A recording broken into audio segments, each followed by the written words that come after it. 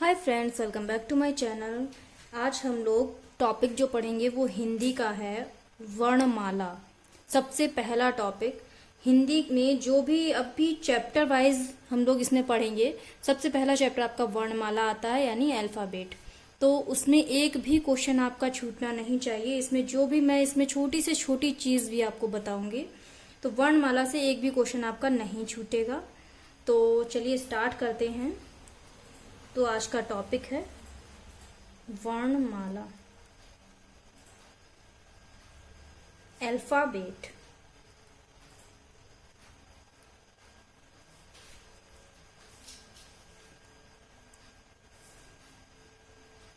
सबसे पहले इसमें देखते हैं कि वर्ण वर्ण क्या होता है। वर्ण किसे कहते हैं?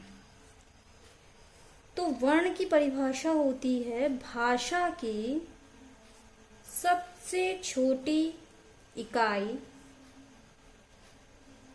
सबसे छोटी इकाई ध्वनि है। ध्वनि, और ध्वनि को ही वर्ण कहते हैं। वर्ण किसे कहते हैं? भाषा की सबसे छोटी इकाई ध्वनि है, ध्वनि को ही वर्ण कहते हैं। ये क्वेश्चन पूछा जा चुका है कि भाषा की सबसे छोटी इकाई कौन सी है, तो ध्वनि। आपका आंसर आएगा ध्वनि। अब बात करते हैं वर्णमाला की। वर्णमाला क्या है, किसे कहते हैं वर्णमाला? वर्णों के व्यवस्थित समूह को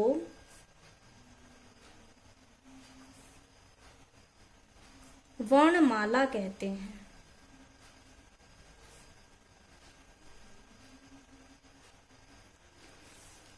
ये भी क्वेश्चन पूछा जा चुका है कि वर्णमाला किसे कहते हैं। तो वर्णों के, इसमें आपको 4 ऑप्शन मिलेंगे, उसमें से एक ऑप्शन होगा वर्णों के व्यवस्थित समूह को। तो आपको यही टिक लगाना है, वर्णों के व्यवस्थित समूह को वर्णमाला कहते हैं। इसमें मैं जो भी चीज मैं बता रही हूँ वो सारे क्वेश्चन आ चुके हैं, पूछे जा चुके हैं, वही चीजें बता रही हूँ। तो वर्ण और वर्णमाला आपको समझ आ गई होगी। अभी हम बात करेंगे वर्णमाला में कितने स्वर होते हैं, कितने व्यंजन होते हैं। तो मानक हिंदी वर्णमाला क्या होती है? तो यहाँ पे हमने मानक हिंदी, यहाँ पे वर्ण और वर्णमाला हम लोगों ने पढ़ लिया है। मानक हिंदी वर्णमाला पढ़ेंगे। स्वर हम लोग नॉर्मली जो उच्चारण के आधार पर जो बताए गए हैं वो 10 स्वर बताए गए हैं। स्वर होते हैं अ, आ, ई, उ, ए, ऐ, ओ, औ। और 3 स्वर जो नॉर्मली नहीं बोले जाते हैं, जैसे कि ऋ, अंग, आ। तो इन 3 स्वर ये बेसिकली स्वर जो हैं वो 13 स्वर हैं। अब बात करते हैं व्यंजन की। जो मानक हिंदी वर्णमाला है उसमें 13 स्वर हैं, ये आपको याद रखना है। और अगर उच्चारण के आधार पर पूछे जाएं तो 10 हैं, वैसे 13 स्वर हैं। व्यंजन, व्यंजन की बात करते हैं। व्यंजन में आते हैं का वर्ग, का, गा, घाड़ा। चा वर्ग, चा, छा, जा, झा, हुआ। टा वर्ग, टा, ठा, डा, ढा, णा। ता वर्ग, ता, ठा, दा, धा, ना। पा वर्ग, पा, फा, बा, भा और मा। तो ये इतने वर्ग हैं। का वर्ग में आता है का, खा, ग, घ, ड़ा। चा वर्ग, चा, छ, ज, झ, व। टा वर्ग, ट, ठ, ड, ढ, ण। ता वर्ग, ता, था, दा, धा, न। पा वर्ग, पा, फा, बा, भा, मा। इसके बाद का जो आते हैं य, र, ला, वा, इनको कहते हैं अंतस्थ व्यंजन। क्वेश्चन आता है अंतस्थ व्यंजन कौन सा है। आपको 4 व्यंजन दिए जाएंगे, उनमें से पूछा जाएगा अंतस्थ व्यंजन कौन सा है। तो आपको ये याद रखना, ये 4 जो होते हैं य, र, ला, व, ये अंतस्थ व्यंजन होते हैं। इसके बाद आता है श, स, ह। इनको बोलते हैं ऊष्म व्यंजन। ऊष्म व्यंजन मतलब वो जिनको बोलने पे मुंह से आपके हवा निकलती हो, मतलब हवा निकलती हो, गर्मी का एहसास होता हो, वो होते हैं ऊष्म व्यंजन। श, ह, ये होते हैं ऊष्म व्यंजन। क्वेश्चन आएगा आपको ऊष्म व्यंजन में से ऊष्म व्यंजन कौन सा है। आपको 4 व्यंजन दिए जाएंगे, उसमें से आपको ऊष्म व्यंजन पहचानना है। तो ये जो आपको याद रखना है, ये 4 श, ह, ये ऊष्म व्यंजन है। इसके बाद आता है छ, त्र, ज्ञ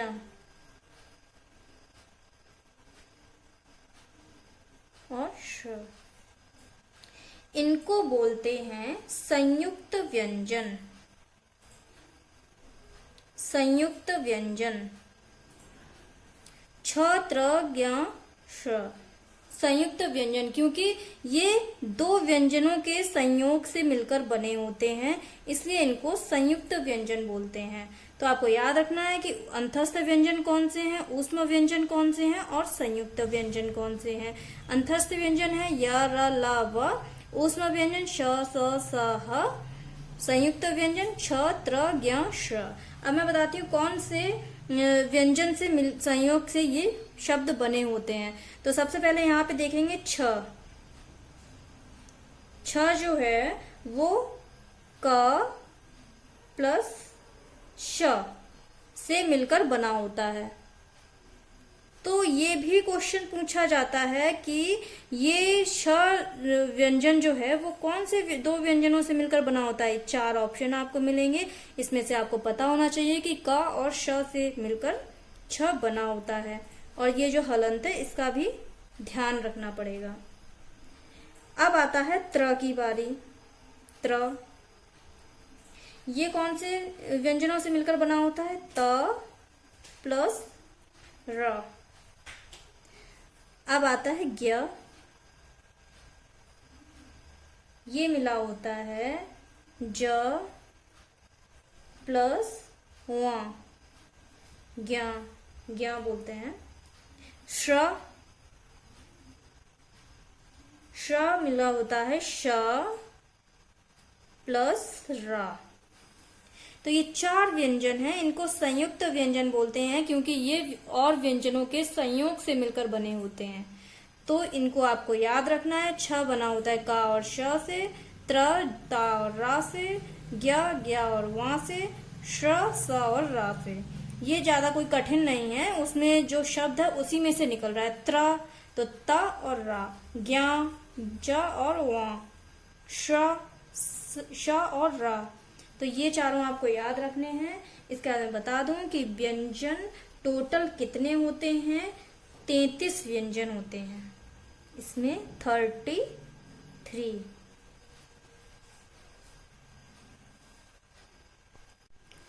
33 व्यंजन होते हैं। स्वर होते हैं 13। अब हम स्वर को थोड़ा डिटेल में देख लेते हैं। स्वर हेडिंग डालते हैं स्वर। स्वर क्या होते हैं।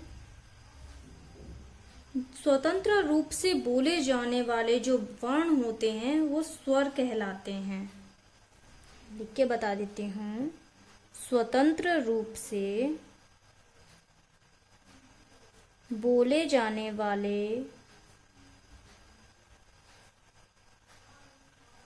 वर्ण स्वर कहलाते हैं। स्वर कहलाते हैं। इनकी संख्या कितनी है, अभी बताया था मैंने। इनकी संख्या 13 मानी गई है।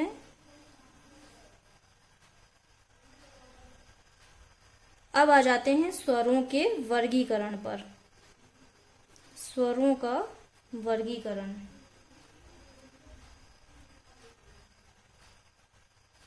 स्वरों का वर्गीकरण क्या है?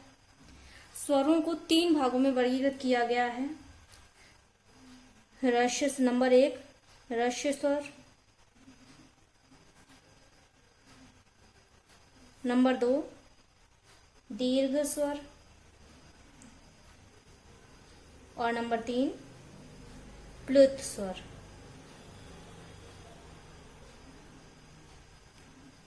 सबसे पहले बात करते हैं ह्रस्व स्वर की। ये क्या होते हैं? जिनके उच्चारण में बहुत कम समय लगता है, जिनके उच्चारण में कम समय लगता है, वो होते हैं ह्रस्व स्वर।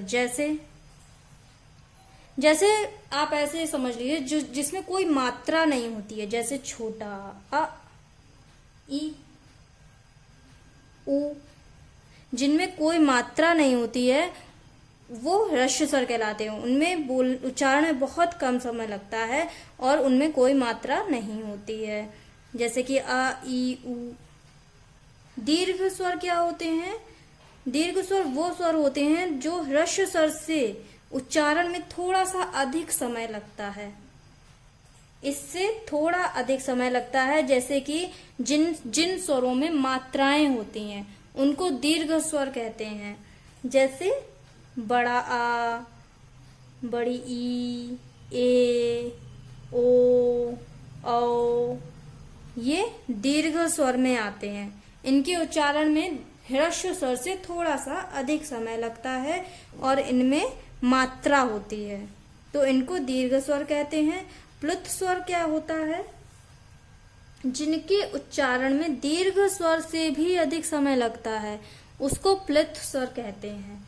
जैसे इसका ज्यादातर जो उपयोग है वो किसी नाटक या किसी को पुकारने में या किसी को बुलाने में किया जाता है। जैसे कि अगर आप किसी को बुला रहे हैं तो बहुत देर तक, जैसे राम, यहाँ आओ, तो इस तरीके से किसी का नाम पुकारने में या फिर ऐसे, तो उसे कहते हैं प्लुत स्वर। जैसे हम बुला रहे हैं राम, इस तरीके से। तो ये 3 स्वर हैं स्वरों का वर्गीकरण: ह्रस्व स्वर, दीर्घ स्वर, प्लुत स्वर। ह्रस्व स्वर जिनमें कोई मात्रा नहीं होती है, सीधा सा है समझने में। ह्रस्व स्वर का मतलब जिनमें कोई मात्रा नहीं होती, उच्चारण में बहुत कम समय लगता है। दीर्घ स्वर में क्या होता है? जो जिनमें मात्राएं होती हैं, उच्चारण में ह्रस्व स्वर से थोड़ा सा अधिक समय लगता है। और प्लुत स्वर में जैसे किसी को बुलाने में इसका उपयोग किया जाता है, किसी का नाम पुकारने में, किसी को बुलाने में, और इसमें दीर्घ स्वर से भी अधिक का समय लगता है। अभी आपको इतना समझ में आ गया होगा। अभी मैं बताती हूँ कि अनुनासिक स्वर क्या होते हैं। अनुनासिक स्वर ये पूछे जा चुका है काफी बार ये क्वेश्चन। तो अनुनासिक का मतलब होता है जिनका उच्चारण करते समय नाक के सुर, नाक की सहायता से, गले से ना होकर नाक के सुर से उच्चारण किया जाए। तो अनुनासिक स्वर में आता है चंद्रमा की बिंदु वाला अंग बिंदु, जैसे आम,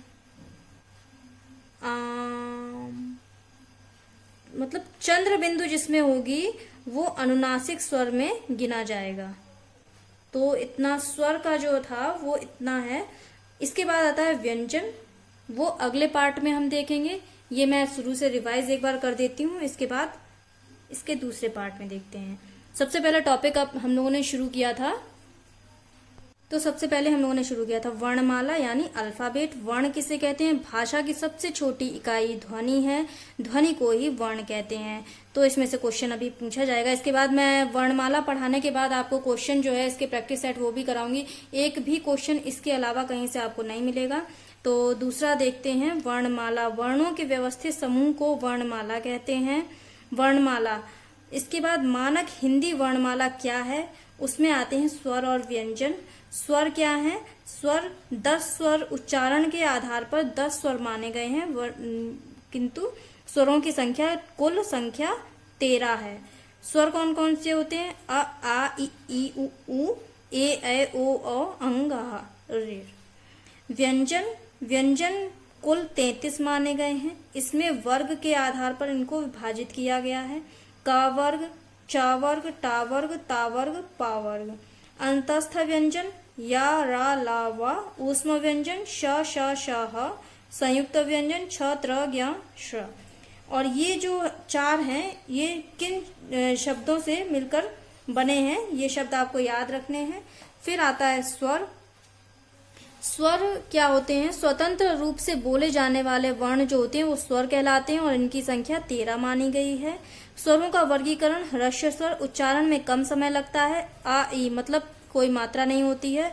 दीर्घ स्वर में मात्रा वाले शब्द बोले जाते हैं। प्लुत स्वर में इनका उपयोग किसी को बुलाने, किसी का नाम पुकारने में किया जाता है। अनुनासिक स्वर में क्या होता है? चंद्र बिंदु वाले जो शब्द होते हैं उनको अनुनासिक स्वर बोलते हैं, जिनका उच्चारण नाक के सुर से होता है वो अनुनासिक स्वर होते हैं। अब इसके आगे देखेंगे व्यंजन।